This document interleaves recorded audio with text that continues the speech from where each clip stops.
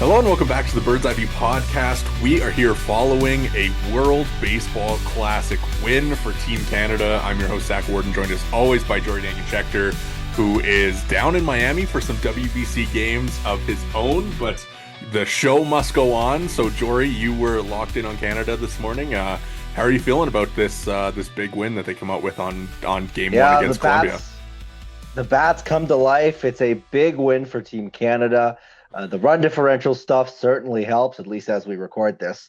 And, at the end of the day, we kind of saw everything we wanted to see. We saw some really good defense, which we knew was going to be crucial for this team if they were going to do anything. And, of course, the big bats, the Nailers of the world, and the Owen Caissies of the world came to play. And as a result, Canada walks away with a big first win in Pool A action. Yeah, obviously the final score not super representative of like how most of the game went because they do pour it on in the eighth there and they add four runs coming into the top of the eighth. It's a 4-1 game and going into the bottom it's a 4-2 game. So certainly some tense moments I guess you could kind of say early on. It kind of felt like it was in the air. Colombia shut down the offense a little bit. Um, but it's one of those things where it's a tournament like that where you got to play through all 9 innings. So a big win, and especially as the pool played out on day one, right, where we saw Puerto Rico and Cuba come out with the wins. You couldn't afford to lose to Colombia, and they can't afford to lose to Panama tomorrow, if they want to control their own destiny for getting through to the knockout stage. Yeah, I mean, a critical win for sure. And the run differential stuff also, I think, going to be really important. But for the game as a whole, I mean, takeaways wise, I mean, I think this one went pretty much according to script, is the way that I would put it. The offense did its part and the defense did its part. The pitching, in pockets looked nice, but there were definitely periods of, call it, uncertainty.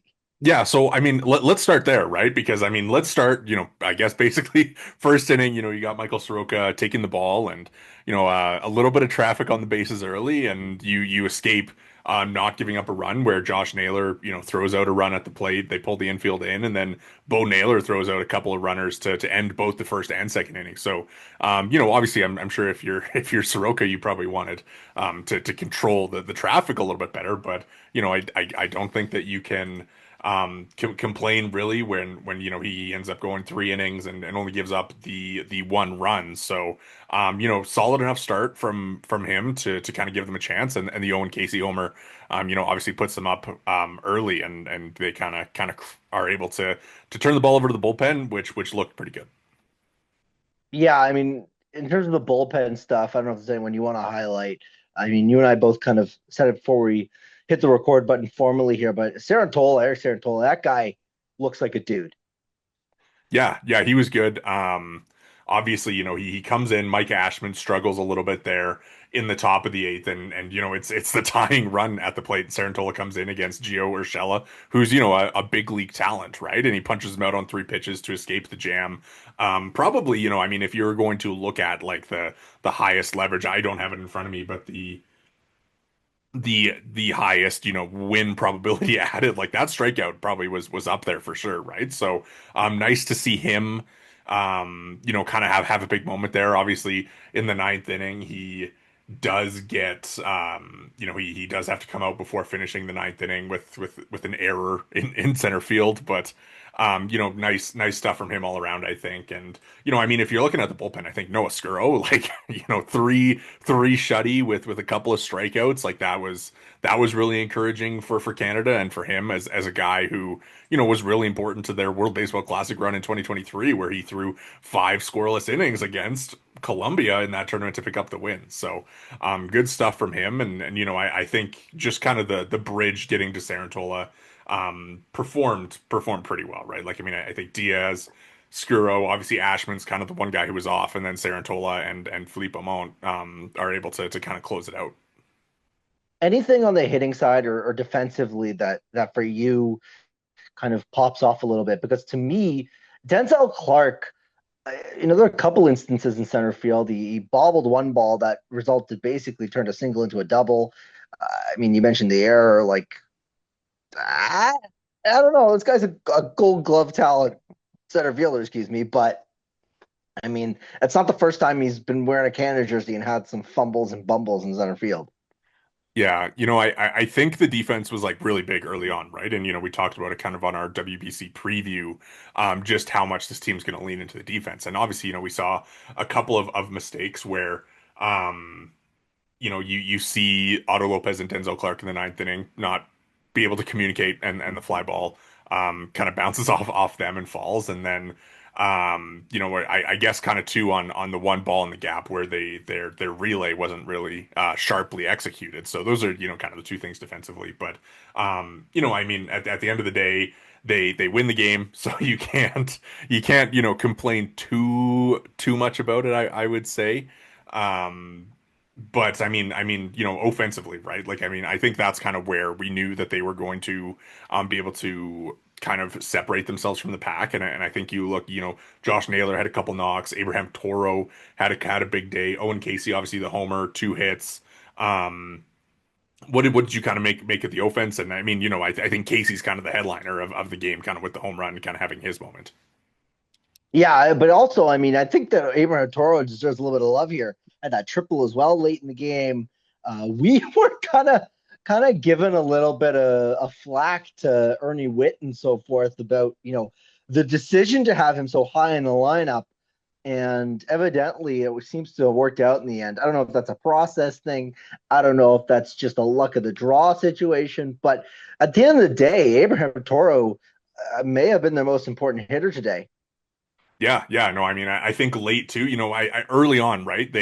Casey hits the home run, and then they give up a run kind of in response, and Toro is the guy who walks to bring in a run and kind of settle things down a little bit. So it's a really nice day from him. It's funny. I texted you that as soon as the lineup was released, and of course in our preview we're like, oh man, like it feels like they're kind of signaling what they were going to do in the pool play with their lineups in the exhibition games, and of course all that comes out the window. Yeah, So Eddie Julian we also is in at we second base we leading had off, which we is had like all this conversation about who's going to DH. Is Tyler Black playing second base? And of course, it turns out to be Tyler Black DHing Eddie Julian at second base, kind of similar to what we had expected. And Josh Naylor slides up to the two hole, and Tyler O'Neill hits third. So nice win. All in all, like for going forward, um, obviously you're not going to be able to run out like the same bullpen that you can, but I think you save Wilkinson, you save Mako, some of those guys who who can come and pitch tomorrow against Panama. But for you, kind of looking forward, like the offense gives you a little bit of confidence, right? yeah. I think at the end of the day, as we kind of look forward to what's next for this team, you're happy with what you basically saw. At the end of the day, you got the result. You're gonna, clearly save your leverage arms as you kind of alluded to. And then just beyond that, it's going to be kind of a case of where you're looking for more of the same from this group. You're going to have to, put up offensive numbers against stronger and stronger teams here potentially. And really, you're going to have to continue to shut down these offenses as they get better as well, right? So, this was a good first test, and we'll see kind of what's in store. But you're really at this point, the way that you took it to Colombia, all of a sudden you're really kind of circling that Cuba game. You're really circling Yeah. that Puerto Rico game as okay. Maybe we can hang with these big dogs. Yesterday it was Puerto Rico, right, that beat up on Colombia, and Canada at the end of the day beats Colombia by a larger margin. So you would hope that it spells good things to come for Canada as they move forward. Yeah, what do you kind of make of, how things have played out here where, they get the two losers we can say from day one, right? The Colombia and Panama. And, I think the Cuba game kind of is the one that shapes up to me as like one that is going to have an outsized importance at this point. Cuba looked pretty good in their win um over Panama, but um all in all, I just kind of wonder like what do you think about like how things shape up schedule wise having it seems like the better part of the pool in the back half now. Yeah, it seems like that's exactly it. And I mean, at this point, we're just going to have to see exactly what's to come. I think it's really early to make any huge declarations, but I mean, all you can really say is go out and win. Yeah. Tomorrow, Jamison Tyone against Panama will be a fairly interesting game. Obviously, we'll kind of see. There's obviously another game today as Panama and Puerto Rico play, but if Panama loses that game, then you're going to be getting obviously their best tomorrow. Like once you lose one game, you really can't afford to lose a second. So, if you're Canada, you try to avoid losing that first game in these first two, and as we've talked about at length at this point. That's why you go Soroka and Tyon in games 1 and 2, and they just I actually like just the Canada schedule like plays out so well for them where you get the day one off. You kind of get to see where teams are stacking up early, and then after that you get the day off after your first two games, and you kind of get to reassess where things stand after that. So Yeah, they'll be in a and good spot. yeah.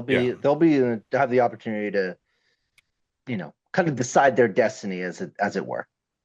um I just wanted, I mean, Skuro, I just wanted to go quickly back to him. I mean, just kind of as like an unsung hero of the game, like really good stuff. It's interesting for a guy who's like not an affiliated ball anymore. He was affiliated in 2023 when he was with the Phillies, but I mean, just like kind of having guys like that step up, right, who are going to be able to give you like multi inning efforts is going to be really important. And right, I think we talked about it with Mako and Wilkinson kind of being like two guys that we thought were going to fill that role. So having Skuro do that in game one, like just massive. I don't think that you can kind of state how important that those 3 innings were for this Canada team.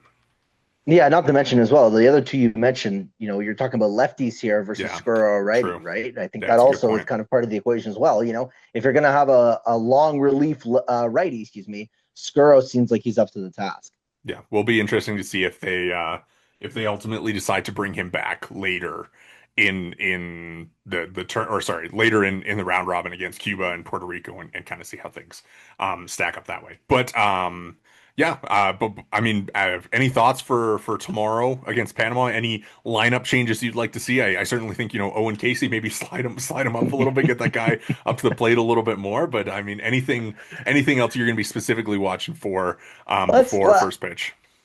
Yeah, let's maybe get on Casey a little bit higher than what was he hitting? He's He at was eighth, I eighth think. today. Eighth today. Yeah. Let's maybe move him up a couple spots in the order here.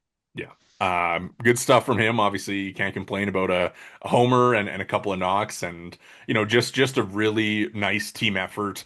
Certainly some other things that I don't think we touched on here. I think Bo Naylor throwing out a couple runners important, especially given Panama tomorrow, where they're a team that's going to run free.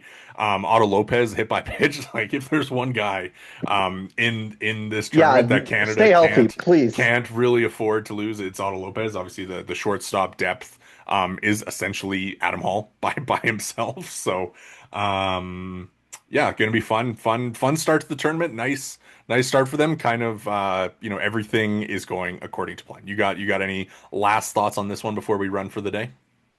Like we said, just win, baby, just win. Just win. Keep on going. Well, Jory, hope you enjoy your game tonight. Obviously, very exciting to be at these games. The environment is incredible, and hopefully we'll be back tomorrow talking about a second Canada victory as we go forward in this one. All right. Well, that is going to do it for us here today at the Bird's Eye View podcast. Make sure to hit the subscribe and like buttons if you're watching on YouTube. If you're listening along on the audio provider of your choice, make sure to drop a follow and review. You can follow us all on Twitter. I am at Worden_Zach.